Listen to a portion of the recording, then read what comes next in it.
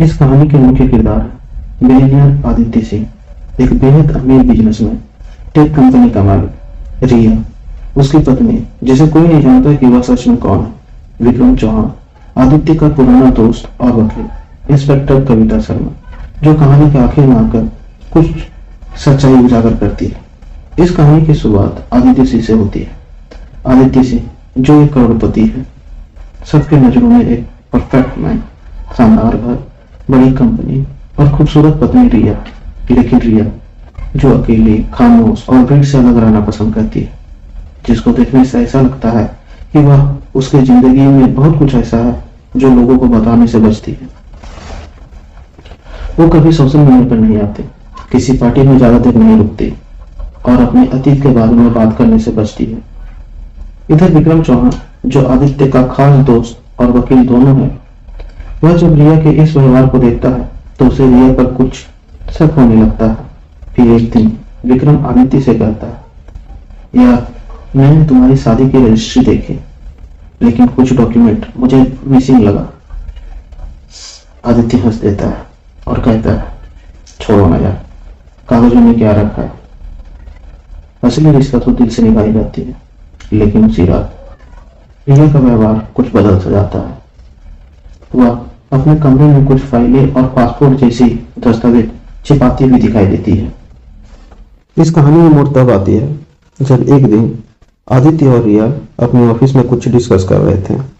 तभी अचानक आदित्य अपने ऑफिस में बेहोश हो जाता है और जब उसे होश आता है तो वह देखता है रिया गायब है।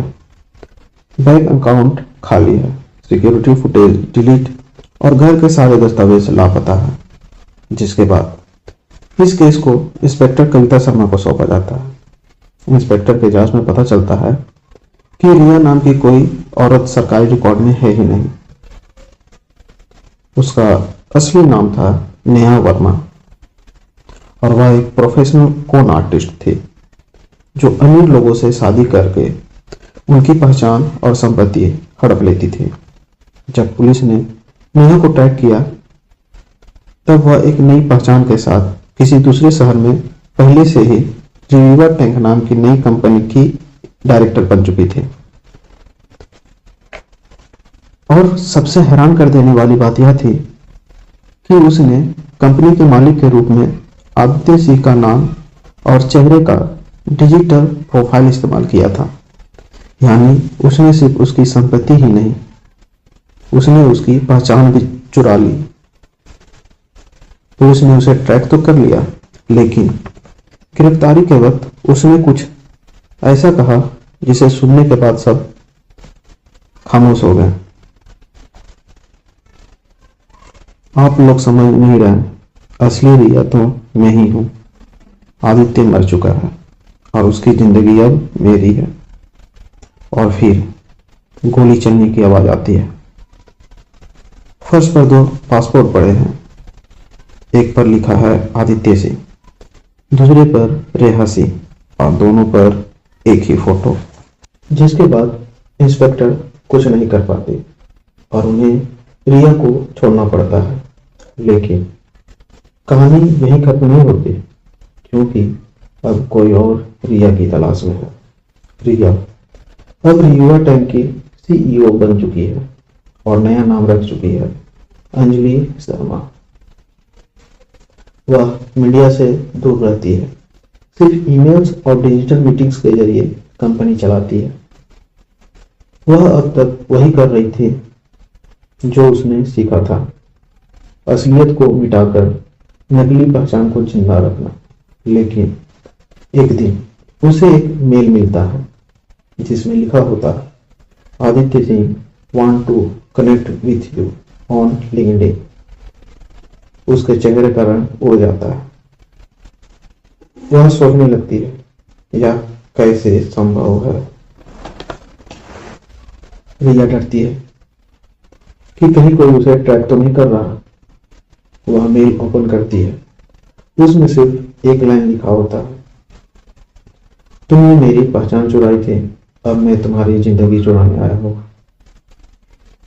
वह मेल ट्रैक करने की कोशिश करती है, जिसमें IP address Delhi police headquarter का मिलता है।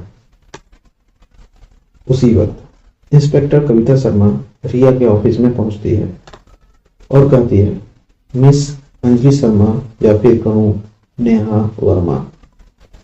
रिया शांत रहती है, लेकिन कविता की आंखों में सच्चाई झलक रही होती है।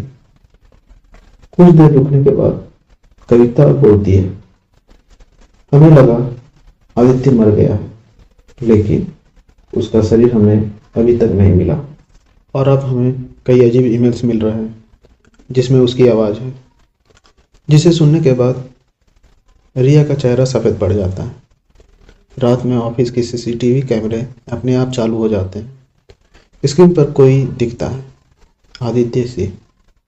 वह रिया से कहता है, तुमने मेरा नाम, मेरी कंपनी, मेरी पहचान ले ली। अब मैं तुम्हें वही एहसास दिलाऊंगा कि किसी की पहचान छीनने के बाद कैसा लगता है।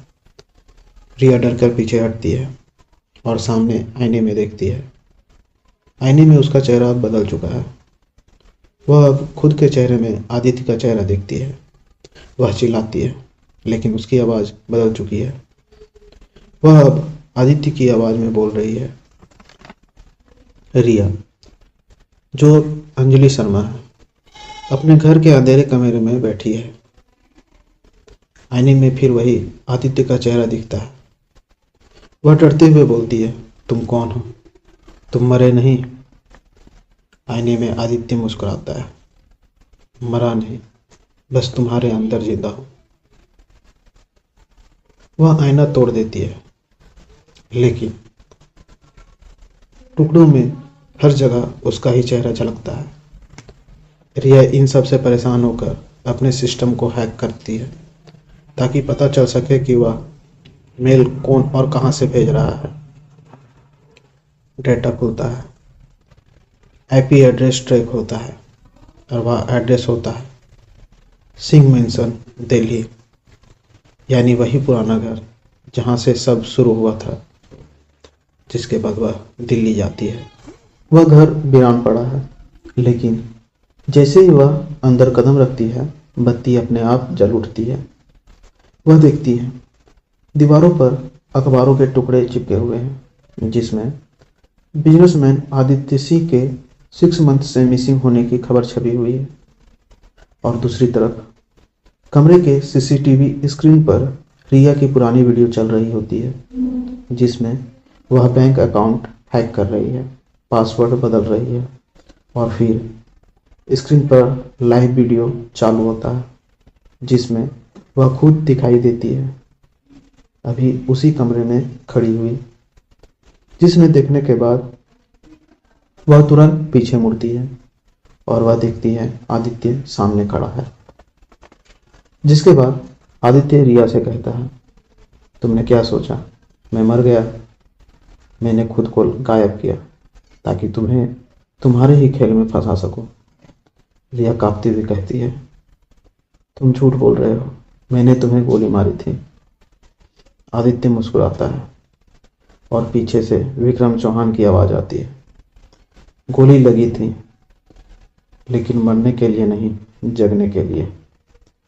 रिया पागलपन की हालत में भागती हुई गिर जाती है, जिसके बाद उसकी आंख मानसिक अस्पताल के कमरे में खुलती है।